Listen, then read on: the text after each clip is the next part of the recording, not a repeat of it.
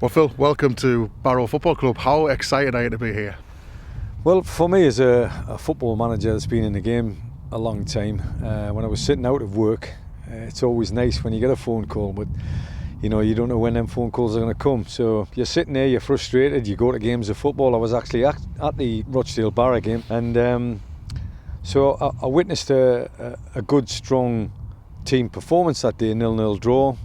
Probably could have pinched it, Barrow, if truth be known, but they could have lost it in the first minute as well. And I think that seems to be the tale of the season. But when the end of the season comes, unfortunately, people do tend to lose their jobs because of league positions, etc., etc.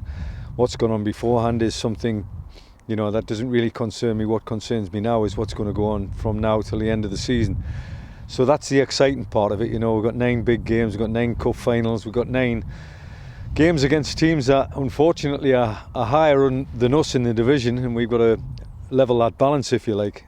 So I've been at the training ground today. It's been a breath of fresh air to actually get into a group of players who are unfortunately fourth bottom in the second division, but don't look that way. They look as if they're full of confidence. They want to show a new manager what they're capable of, and hopefully that continues between now and the end of the season. Yeah, there was a real brightness about the place, not just outside but inside, a bit of a buzz there, and that's what you want in a football club, I guess. It's what you want. It's not what you of course you fully expect it when a new manager comes in, but unfortunately when one man gains, another man loses, and unfortunately a manager's lost his job. Some players have to take responsibility of that, the fact that we haven't won enough games, and that's where we are in the league.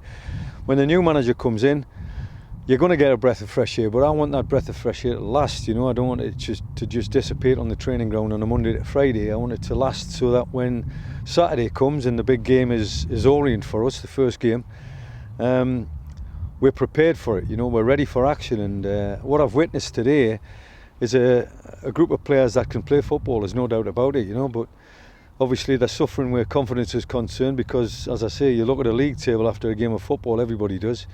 And we're not at the right end of the league table, hence the reason why I'm here.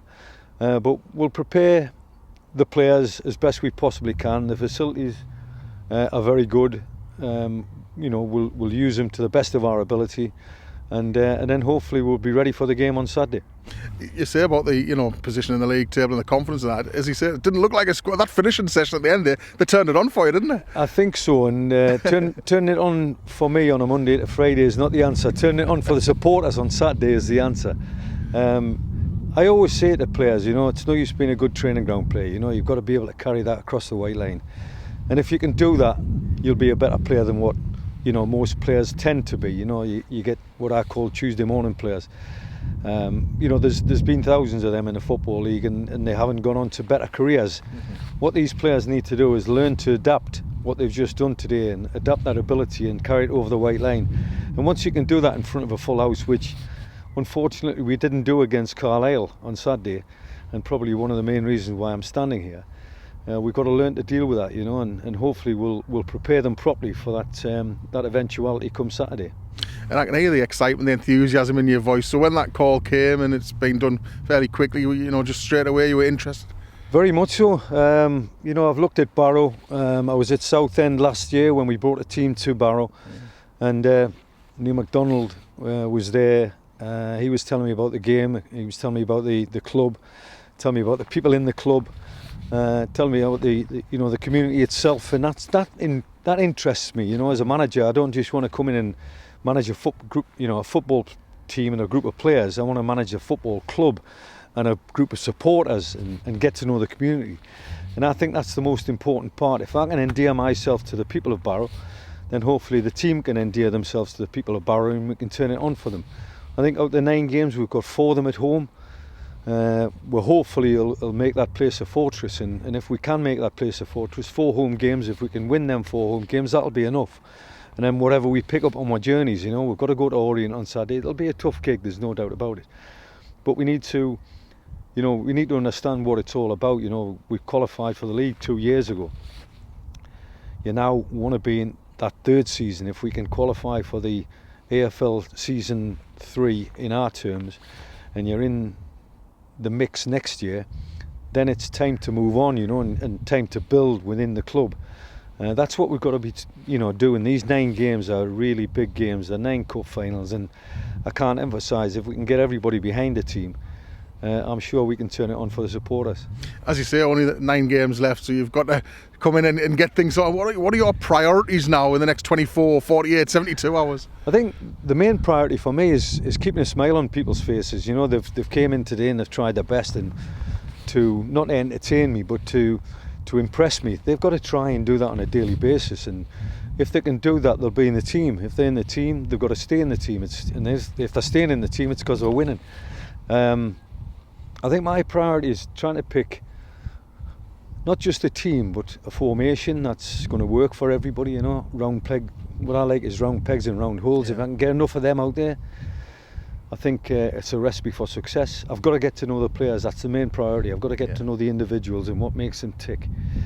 And I can't think of anything better than winning a game of football to make me tick. So I'm hopeful. I'm hoping that's going to be the case for the players.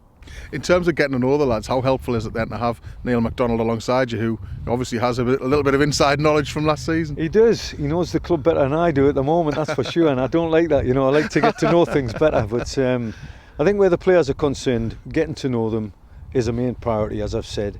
Macca knows them quite well. He knows what makes this group tick.